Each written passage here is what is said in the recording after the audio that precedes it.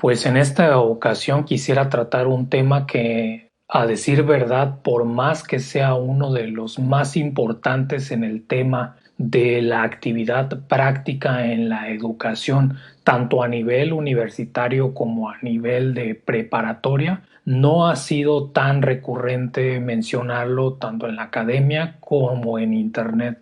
Y es el tema de cuál puede ser el futuro de los laboratorios universitarios. ¿Por qué? Porque, a decir verdad, podemos comenzar con cuál es el problema actual y para poder entenderlo podemos comenzar ejemplificándolo con algún caso muy particular. Pensemos, por ejemplo, el caso de un laboratorio de química donde típicamente se requiere un tipo de instrumentación especializada que suele ser, por decirlo menos, bastante costoso con respecto a los presupuestos típicos de una institución de educación superior, y no solamente los costos iniciales de tener una infraestructura de este tipo, sino cuáles son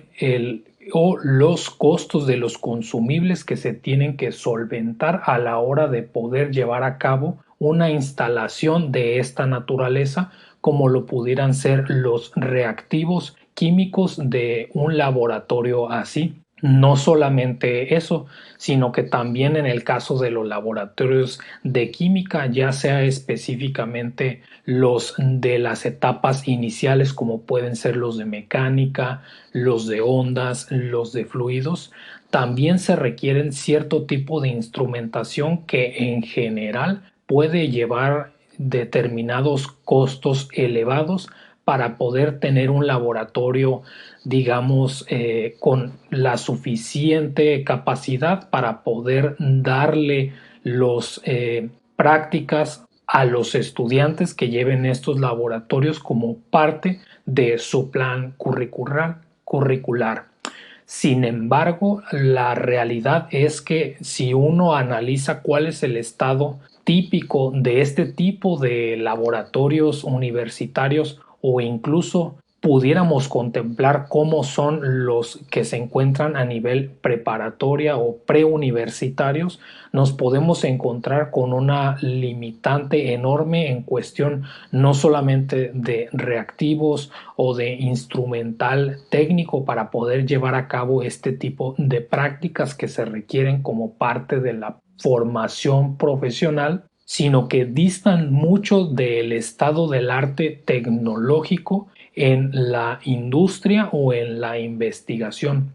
de tal manera que normalmente las personas que se encuentran a cargo tanto de los cursos teóricos como de los cursos prácticos en las instituciones educativas se enfrentan constantemente con un tipo de limitación que suele ser del tipo económico, y que conseguir estos recursos o poder financiarlos suele ser una pesadilla en la mayoría de los casos. Por supuesto que existen excepciones, principalmente habrá instituciones educativas donde, teniendo una tradición académica que esté principalmente enfocada en una determinada línea de investigación, posiblemente cuenten con la infraestructura necesaria para tener cursos prácticos de calidad en los laboratorios. Sin embargo, la realidad es que suele ser para nada uniforme con respecto a todas las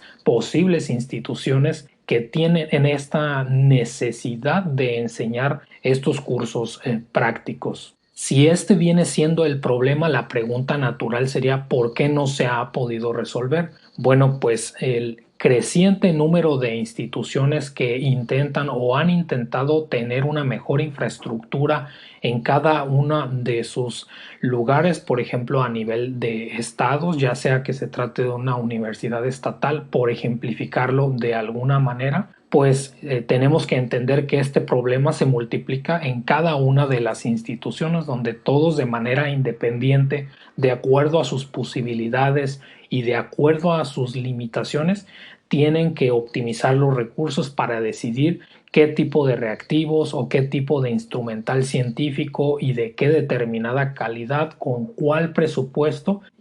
pueden contar, lo cual lo hace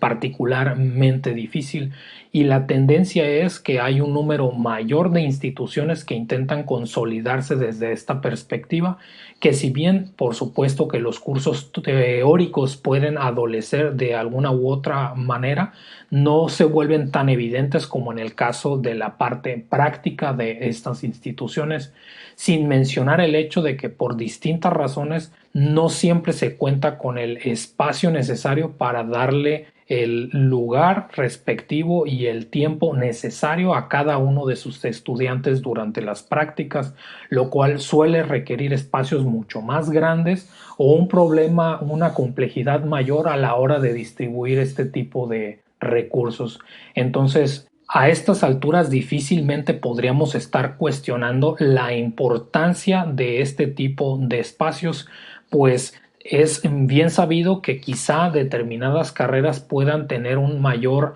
o una mayor carga hacia el aspecto teórico y que quizá no puedan requerir de manera indispensable como lo pudiéramos entender un laboratorio científico. Aquí podríamos estar hablando específicamente de las carreras universitarias científicas con respecto a otras que no requerirían este mismo tipo de instalaciones. Pero independientemente del porcentaje, a pesar de que pudiéramos pensar en otro tipo de carreras donde quizá fuera más factible decir, bueno, una carrera como la computación, donde pudiéramos pensar que eventualmente los estudiantes puedan tener su propio equipo de cómputo y que su laboratorio puedan llevarlo a cualquier parte en donde estén. De todos modos, hay cierto tipo de tecnologías dentro de esa área, por ejemplo, el acceso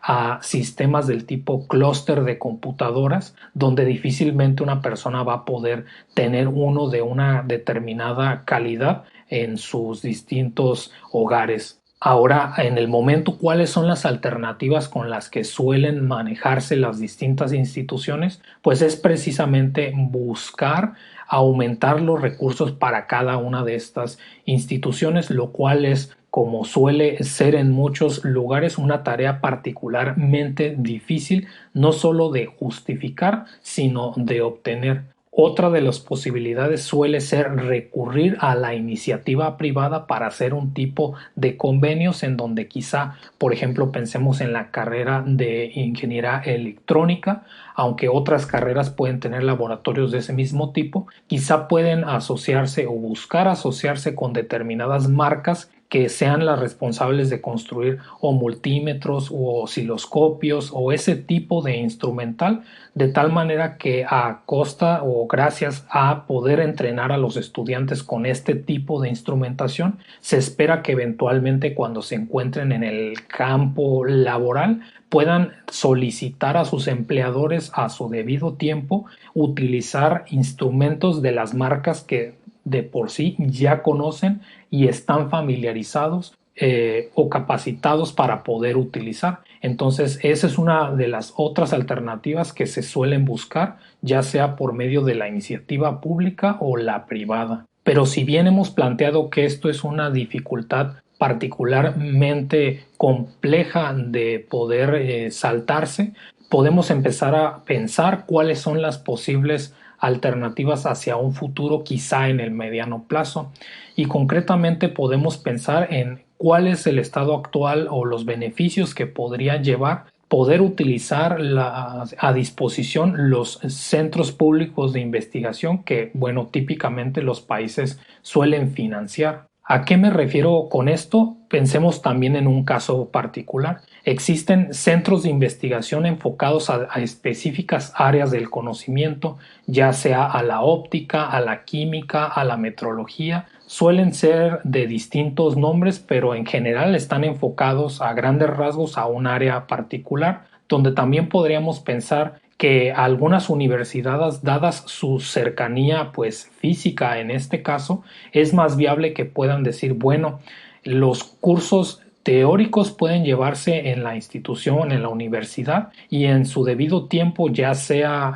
administrando debidamente su horario y sus recursos, que puedan realizar sus actividades prácticas en estos centros de investigación. Eso actualmente se realiza, pero está bastante limitado a la cercanía física que pueden tener una determinada universidad para acercarse a un particular centro de investigación, y quizá como una alternativa para el futuro pudiéramos explorar la posibilidad, y esa vendría siendo como nuestra propuesta concreta a explorar, sería pensar en que en lugar de dividir y disipar los recursos que de por sí son escasos para distribuirlos a través de todas las instituciones públicas que requieran de mantener una infraestructura del tipo de un laboratorio,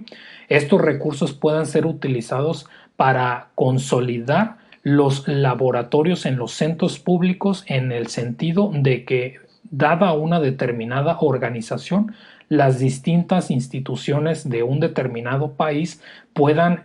digamos, a su debido tiempo, organizarse para poder acudir presencialmente a este tipo de laboratorios de un periodo determinado de tiempo, quizá un par de semanas o un mes, para llevar a cabo todas y cada una de las prácticas de laboratorio que necesiten para complementar su desarrollo teórico de un determinado curso, y quizá con la posibilidad de poder desarrollarlas de la mano de los investigadores en estos centros públicos, que sean de la mayor vanguardia posible y de competencia internacional. De así hacerlo, nos encontraríamos con el desarrollo de un nuevo modelo de descentralización con respecto a los laboratorios universitarios y descentralización con respecto a los laboratorios en los centros públicos de investigación, de tal manera que solamente se necesite mantener la infraestructura con la más avanzada tecnología en un determinado centro,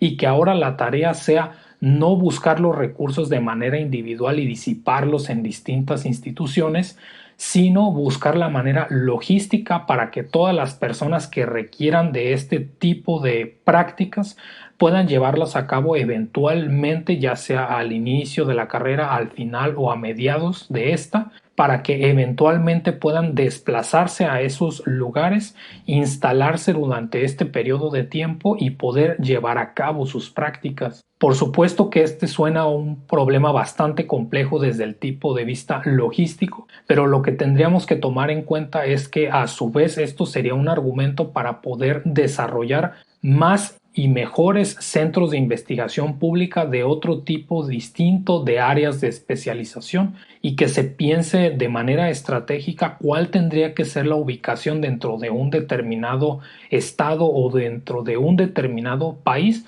para que incluso se pudiera hacer una colaboración con la iniciativa privada, donde al mismo tiempo se pudiera tener un modelo que quizá podamos heredar de otro tipo de estructuras de negocio, como lo podría ser el software, que se conocería por ejemplo el software as a service. Nosotros podríamos empezar a dirigirnos hacia un mundo donde pudiéramos tener laboratories as a service, de tal manera que este tipo de modelo LAS, por así tener un acrónimo semejante a los que ya se encuentran en el mercado de manera disponible, no solamente los centros de investigación pública podrían continuar con el financiamiento adecuado para rehacer investigación de frontera, sino que también pueden empezar a darle servicio hacia la industria a través de un financiamiento privado, lo cual esto no es ningún tipo de innovación en algunas partes del mundo en determinadas áreas de la ciencia, pero definitivamente estamos lejos de que sea el estándar en todos los campos de investigación. Eso podría incentivar a que eventualmente determinados países no solamente lo lleven a cabo a nivel estatal, sino consolidarlos a nivel nacional, y quizá, ¿por qué no? Como ya hay determinados países que lo han logrado hacer, consolidar un país para que sea la frontera y el liderazgo en determinados campos de la investigación científica y tecnológica. Cuando tomamos lo anterior en consideración, esto podría responder a cómo poder financiar estos nuevos modelos centralizados de laboratorios científicos en centros públicos, de tal manera que los recursos públicos puedan mantenerse como lo esperaríamos en general bajo bajo un determinado flujo constante de ingresos, pero por el contrario puedan ser inyectados a través de la iniciativa privada, la manera de exponenciar, digamos, qué tecnologías y qué ciencia se puede desarrollar en estos centros, de tal manera que se invierta la tendencia de algunos países donde los recursos públicos terminan siendo inyectados en centros de investigación privado o directamente en los laboratorios de determinadas industrias, que suele ser controversial en muchos de los casos, sino que se pueda realizar justamente al revés, como repito, esto suele hacerse en otro tipo de países desarrollados, que sea la iniciativa privada quien pueda invertir en los centros públicos de investigación para que los laboratorios donde se puedan realizar las actividades típicas de un laboratorio, la industria también pueda hacer uso de estas y beneficiar así al futuro, y de tal manera que los estudiantes que se encuentran en formación tengan cada vez más acceso a una formación profesional de frontera en el campo de la ciencia y la tecnología. Para finalizar, por supuesto que es muy importante que expreses tu opinión sobre los temas particulares que hemos discutido hasta el momento. Quizá desde tu área de especialización profesional puedas dar aportes de cuáles serían los beneficios y cuáles serían los perjuicios de implementar un modelo como el que se está proponiendo en este momento. También podría responder en los comentarios qué te parece en general la posibilidad de que en el futuro, en lugar de realizar tus prácticas profesionales en un laboratorio con recursos limitados, se pudiera hacer en uno donde tenga competencia internacional de la mano de investigadores de frontera. ¿Y qué podrías hacer tú para que este modelo pudiera implementarse en un futuro no lejano, sino en el mediano o en el corto plazo? Yo soy Marco Alan Valdivia García, físico de aceleradores de partículas en CERN y divulgador científico en This Charming Quark. Gracias totales.